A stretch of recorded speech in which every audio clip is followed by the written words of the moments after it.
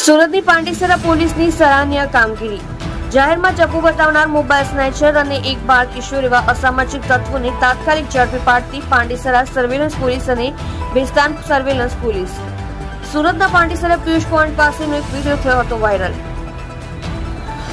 વિડીયોમાં યુવક અને અન્ય યુવકને ચપ્પુ મારતો દેખાયો હતો, જેમાં પાંડેસરા પોલીસ દ્વારા જાણવા મળ્યું કે આરોપી ઉનપાટિયાથી મોબાઈલ સ્નેચિંગ કરવા રાહદારીઓને શોધતો પાંડેસરા પિયુષ પોઈન્ટ આવી પહોંચ્યો હતો અને ત્યાં એક યુવક દેખાઈ મોબાઈલ સ્નેચિંગ કરવા જતા સામેવાળો યુવક દ્વારા પ્રતિકાર કરતા આરોપીએ ચપ્પુ કાઢી જાહેરમાં વાર કરવા લાગ્યો હતો।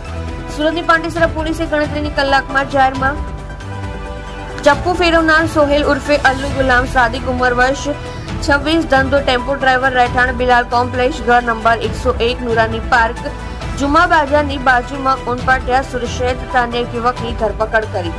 સુરતની પાંડેસરા વિસ્તારમાં જે જગ્યાએ જાહેરમાં ચપ્પુ ફેરવ્યું હતું તે જ વિસ્તારમાં સોહેલ ઉર્ફે અલ્લુ ગુલામ સાદિક શેખ નામક આરોપીનું સરઘસ કાઢ્યું હતું।